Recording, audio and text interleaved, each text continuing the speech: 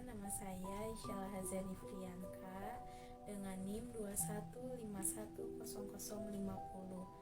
Mahasiswa Prodi Pendidikan Matematika, Fakultas Pendidikan Matematika dan Sains tahun 2021, IKIP Siliwangi. Di sini saya akan menginformasikan atau memberitahukan permasalahan-permasalahan yang ada di Indonesia, yaitu melalui 4 poin, di mana poin pertama adalah kesenjangan sosial, lalu kebijakan pemerintahan, hak dan kewajiban, serta demokrasi. Untuk yang pertama yaitu kesenjangan sosial. Berikut cuplikan videonya. Pandemi COVID-19 telah memukul perekonomian. Dampak paling besar dirasakan oleh masyarakat kelompok pendapatan rendah dan menengah. Badan Pusat Statistik BPS mencatat di tengah masa pandemi COVID-19, jumlah penduduk miskin di Indonesia semakin bertambah. Maret 2019, jumlah penduduk miskin tercatat 25,14 juta jiwa. Setahun kemudian, jumlahnya naik menjadi 26,42 juta jiwa. Terakhir pada Maret 2021, BPS mencatat warga miskin jumlahnya naik lagi menjadi 27,54 juta jiwa. BPS juga mencatat tingkat ketimpangan pengeluaran penduduk Indonesia yang diukur dengan Gini rasio. Gini rasio pada tahun 2019 tercatat 0,380. Tahun 2020 naik menjadi 0,381. Dan tahun ini rasio Gini tercatat 0,384. Ini artinya ketimpangan ekonomi semakin melebar.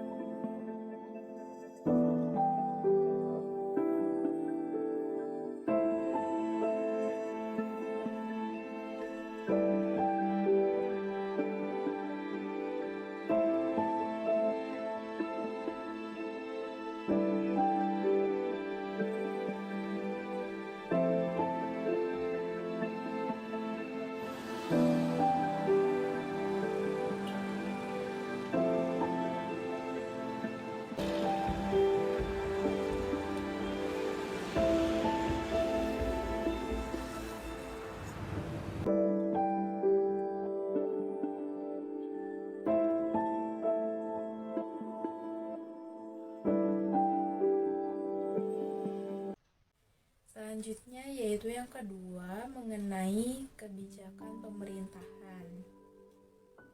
Berikut cuplikan videonya.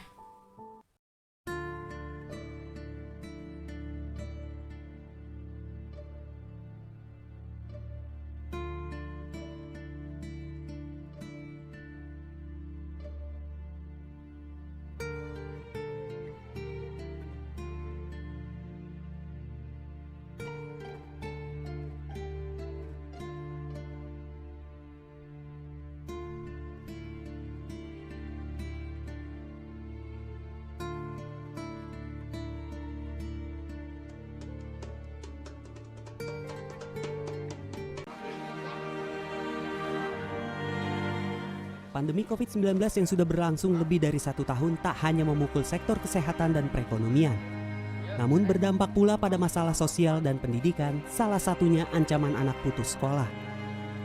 Salma Fauziah, seorang anak penjual gorengan berusia 14 tahun asal Sukabumi, Jawa Barat, menjadi salah satu contoh anak yang terpaksa berhenti sekolah.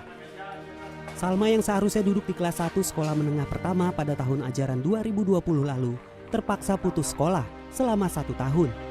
Salma putus sekolah karena ayahnya yang berprofesi sebagai sopir angkot terkena dampak pandemi sehingga tak mampu membiayai sekolahnya.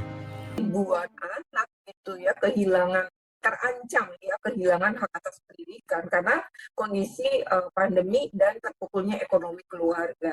Nah itu sebenarnya kami yakin angkanya tinggi, hanya pendataan daerah mungkin tidak dilakukan. Komisioner KPAI mengakui pada 2020 lalu, dari pemantauan terhadap 49 sekolah, di 21 kabupaten di 9 provinsi.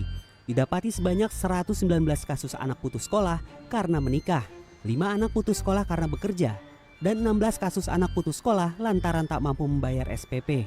Sementara pada 2021 data anak putus sekolah karena tak mampu membayar SPP didapati KPAI lebih besar lagi, yakni sebanyak 31 anak.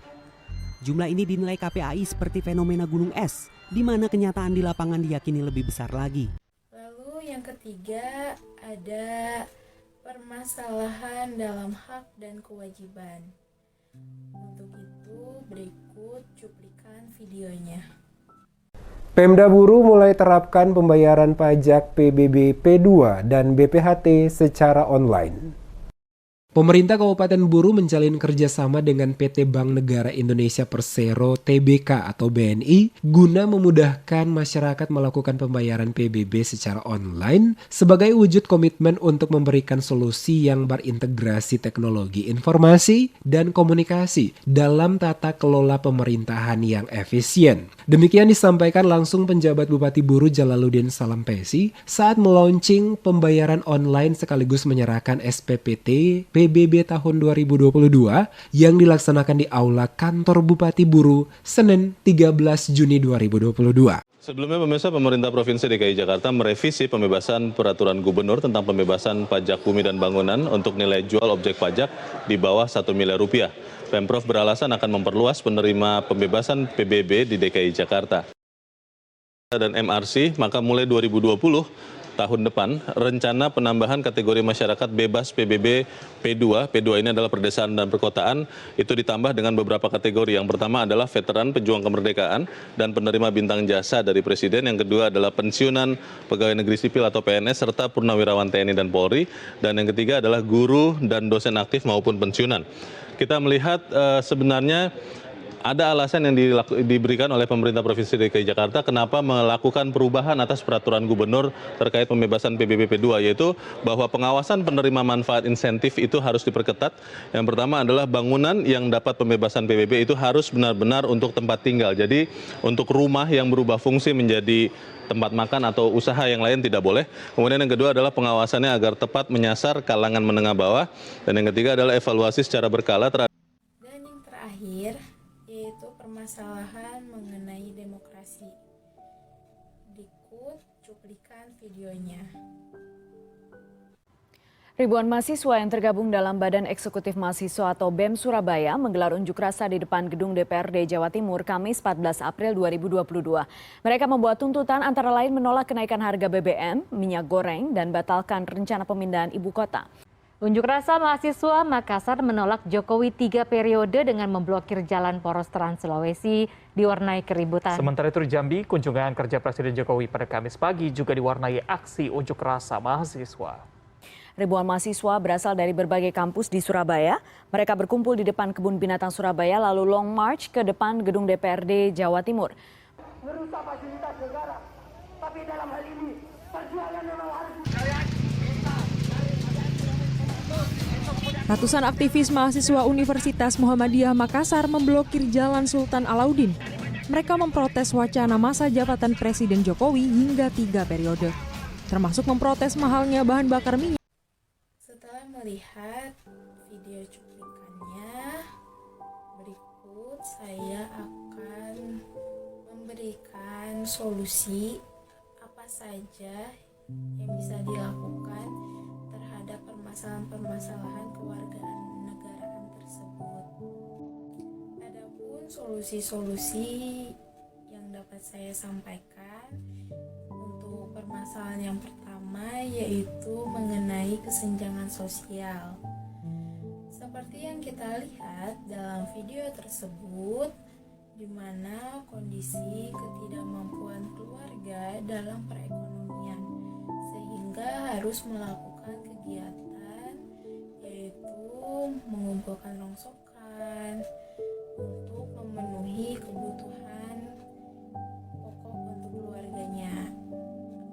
Adapun solusi yang perlu dilakukan yaitu dengan pemerataan distribusi pendapatan masyarakat, membuka lapangan pekerjaan, dan juga memberikan kesempatan kepada masyarakat masyarakat miskin untuk mengembangkan dan meningkatkan perekonomiannya. Lalu untuk permasalahan yang kedua yaitu kebijakan pemerintahan. Dalam video tersebut terdapat bahwa di Indonesia banyak sekali anak-anak memutuskan untuk tidak bersekolah atau tidak melanjutkan pendidikannya. Salah satunya seperti hasil penelusuran saya di toko perbelanjaan terdapat anak kecil yang harus mengemis demi membantu orang tuanya dalam memenuhi kebutuhan hidupnya. Adapun solusi yang bisa dilakukan adalah pemerintah dapat mengeluarkan kebijakan dan memberikan bantuan pendidikan bagi masyarakat miskin seperti bantuan siswa miskin, kartu Indonesia Pintar, ataupun beasiswa lainnya.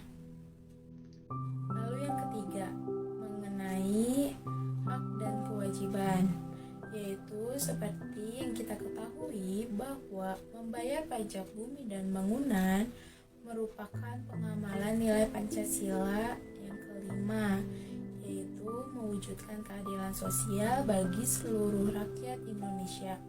Oleh karena itu, terdapat beberapa solusi yang bisa pemerintah lakukan untuk meningkatkan kesadaran warga negara dalam membayar pajak, seperti melakukan penyuluhan kepada masyarakat tentang manfaat pajak, lalu memperbaiki kinerja dan reputasi para penyelenggara pajak, serta memperbaiki pelayanan agar wajib pajak bersedia membayar pajak sesuka rela.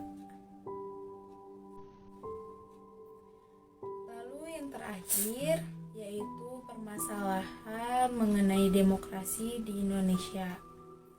Seperti yang kita lihat atau kita dengar bahwa demokrasi di Indonesia salah satunya yaitu demokrasi mahasiswa kerap selalu terjadi. Tetapi gerakan mahasiswa di sini harus bisa dipahami, terdapat solusi yang dapat kita lakukan supaya bisa menjadi demokrasi yang sehat. Seperti gerakan mahasiswa dalam demokrasi harus bisa membawa aspirasi masyarakat kepada pemerintah, di mana mahasiswa berperan sebagai perpanjangan lidah masyarakat atau sebagai perantara pemerintah kepada masyarakat, ataupun sebaliknya masyarakat ke pemerintah. Dan kita juga bisa memanfaatkan media sosial sebagai penyuaraan kepentingan masyarakat kepada pemerintah.